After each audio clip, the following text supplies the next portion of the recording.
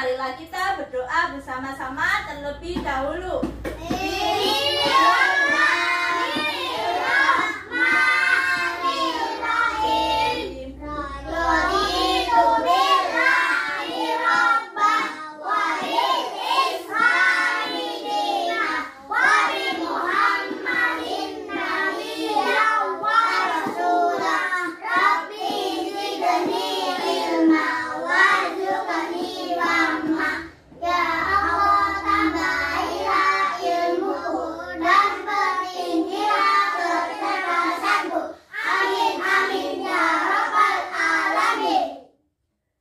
Selanjutnya, sebelum kita belajar, marilah kita menyanyikan lagu Indonesia Raya bersama-sama ya. Ayo silakan berdiri sambil bernyanyi.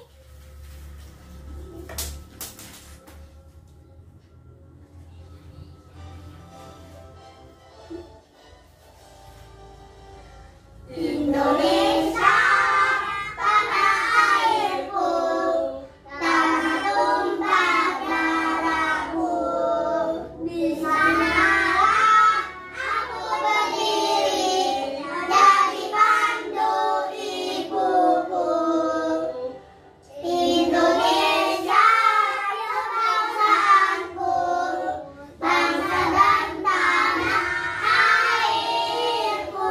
Marilah kita bersatu, Indonesia bersatu. Hiduplah tanahku, hiduplah negeriku, bangsaku, rakyatku semuanya. Nah kiranya bangga padanya untuk Indonesia Raya. Indonesia merdeka, merdeka, tanahku, negeriku yang ku cinta. Indonesia Raya, merdeka, merdeka, hiduplah Indonesia Raya. Indonesia Raya, merdeka, merdeka, tanahku, negeriku yang ku cinta. Indonesia Raya, merdeka, merdeka, hiduplah Indonesia Raya. Selesai, silakan duduk kembali. Hari ini kita akan belajar tentang organ-organ pernafasan pada hewan dan manusia. Sebelum itu, disiapkan dulu ya bukunya, buku pelajarannya. Nah, di sini ada video tentang sistem pernafasan pada hewan. Simak video ini baik-baik ya. Silakan disimak. Pernafasan manusia tuh. Gimana dengan alat pernafasan hewan? Sudah pada tahu belum?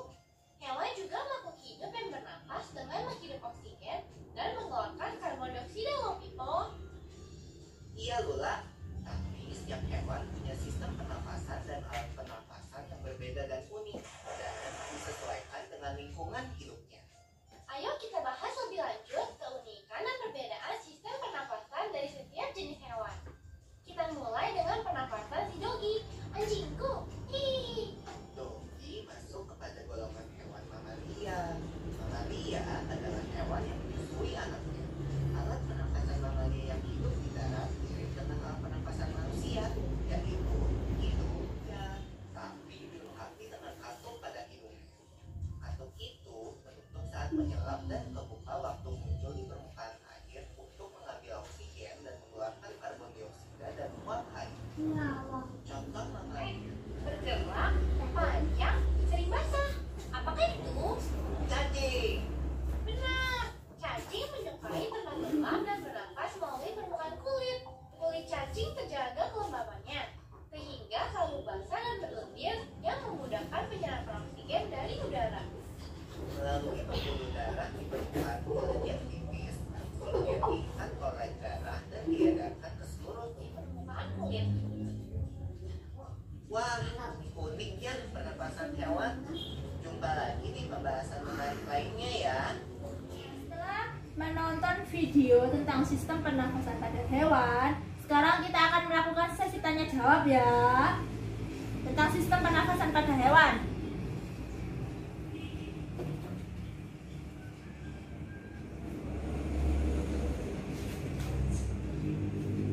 Nah, yang pertama ada alat dan sistem pernafasan pada cacing tanah. Kira-kira ada yang tahu tidak? Alat pernafasan pada cacing tanah. Ya, benar, kulit. Cacing tanah tidak mempunyai alat pernafasan khusus. Cacing bernafas melalui permukaan kulit. Kulit cacing selalu basah dan berlendir untuk memudahkan penyerapan oksigen dari udara. Oleh karena itu, cacing menyukai tempat yang lembab untuk menjaga supaya kulit tubuhnya selalu basah dan berlendir. Yang kedua, ada alat dan sistem pernafasan pada serangga. Seperti hewan lain, serangga bernafas dengan menghisap oksigen dan melepaskan karbon dioksida. Namun, alat pernafasan pada serangga berbeda dengan hewan lain. Siapa yang tahu alat pernafasan pada serangga? Trakea. Ya, benar. Alat pernafasan serangga berupa trakea, yaitu sistem tabung yang memiliki banyak percabangan di dalam tubuh. Percabangan trakea disebut sebagai trakeola. Trakea mengedarkan oksigen langsung ke semua sel tubuh dan organ, serta menyerap karbon dioksida dari semua sel tubuh untuk dibuang. Ketiga, ada alat dan sistem pernafasan pada ikan. Nah, ikan bernafas dengan menggunakan apa? Insang. Ya, benar.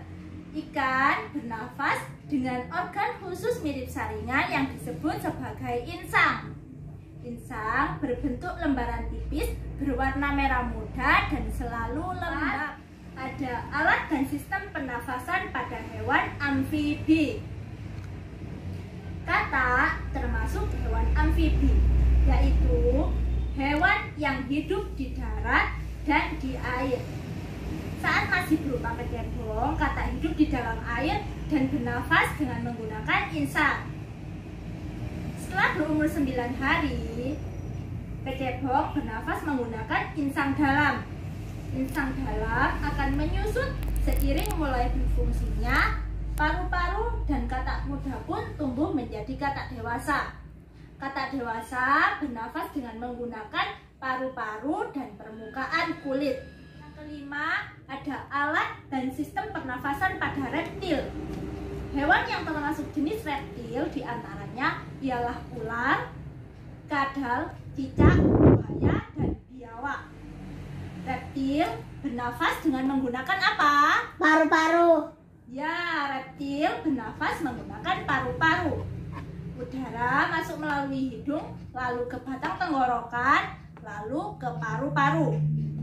Selanjutnya yang keenam, ada alat dan sistem pernafasan pada burung. Kira-kira burung bernafas dengan menggunakan apa? Paru-paru. Ya, burung bernafas dengan sepasang paru-paru.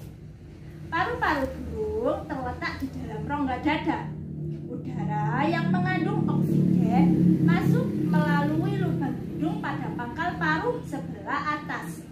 Selanjutnya, udara masuk ke pembuluh udara yang disebut sebagai trakea.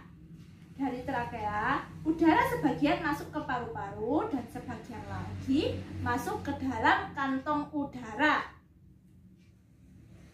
Kantong udara berfungsi sebagai tempat menyimpan udara. Saat tidak terbang, burung menghirup udara sebanyak-banyaknya. Udara yang dihirup itu kemudian disimpan di dalam kantong udara.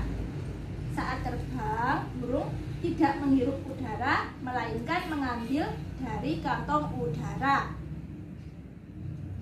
Yang ketujuh, ada alat dan sistem pernafasan pada mamalia.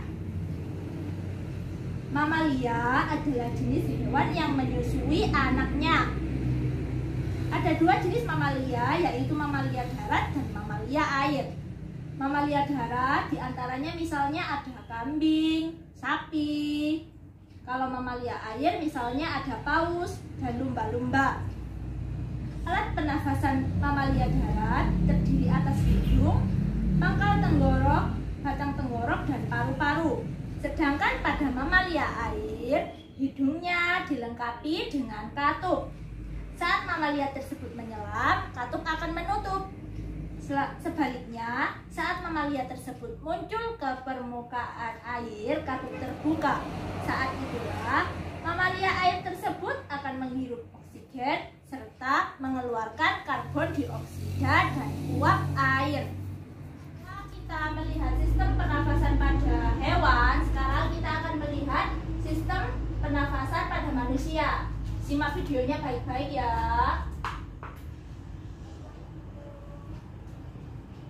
Manusia, hewan maupun tumbuhan sebagai makhluk hidup, kita perlu oksigen untuk hidup. Untuk bernafas, kita mempunyai organ-organ yang bekerja sama dan membentuk sistem organ yang bekerja mengatur oksigen yang ada di lingkungan hidup sampai pada setiap sel yang kita butuhkan. Oksigen ini tidak tersedia di dalam tubuh makhluk hidup. Kita mendapatkan oksigen dari lingkungan sekitar kita. Menyebabkan rongga leher dan paru-paru mengecil. You're right, Lola. Lalu, gimana kalau kita sesak nafas karena banyak asap? Setelah kita melihat video tentang sistem pernafasan pada manusia, sekarang tugasnya adalah berdiskusi untuk membuat bagan tentang sistem pernafasan pada manusia. Di sini sudah ada LKPD yang harus kalian kerjakan, dan di sini sudah ada kertas untuk menggambar bagan sistem pernafasan pada manusia. Sekarang Ibu akan membagi ini ya. Nah, di situ tadi kan sudah ada LKPD yang Ibu bagikan ya. LKPD itu apa sih? LKPD adalah lembar kerja peserta didik. Jadi di sini itu ada soal yang harus kalian kerjakan. Di sini juga sudah ada instruksinya ya, dibaca terlebih dahulu sebelum mengerjakan LKPD-nya. Di sini sudah ada instruksinya. Sebelum kalian menggunakan LKPD ini ada beberapa hal yang harus kalian perhatikan. Yang pertama, bentuklah kelompok berjumlah 4-5 orang. Sudah dibentuk kelompoknya ya. Yang kedua, tanyakan pada gurumu apabila ada kata-kata yang belum dipahami. Jadi kalian kalau misalnya ada kesulitan, silakan tanya pada ibu ya. Yang ketiga, kerjakan soal pada LKPD dengan diskusi bersama teman. Dan yang keempat, tuliskan hasil diskusi pada kolom LKPD yang sudah disediakan. Di sini sudah ada kolomnya.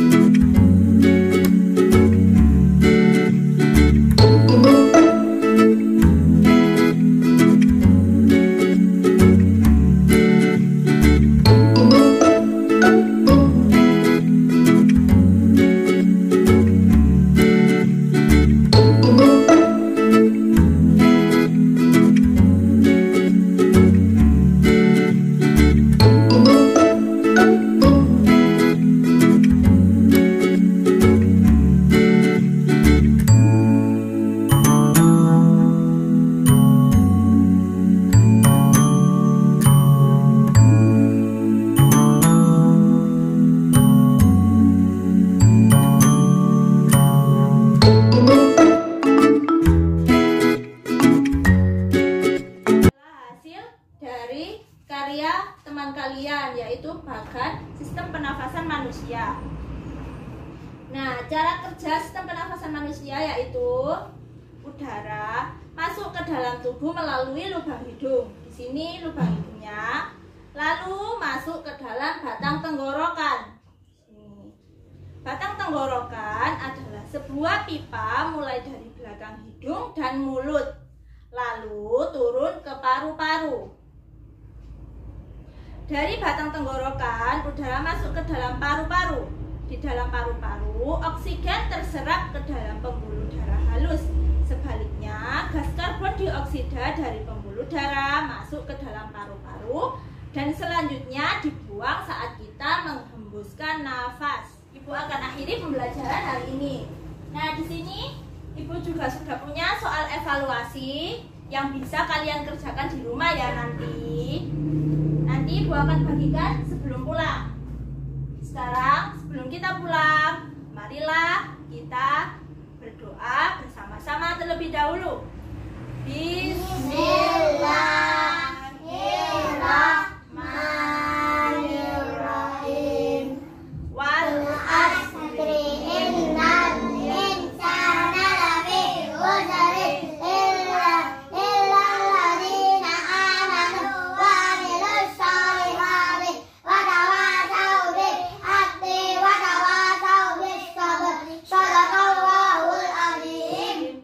Alhamdulillah, pelajaran hari ini sudah selesai. Ibu akhiri. Wassalamualaikum warahmatullahi wabarakatuh.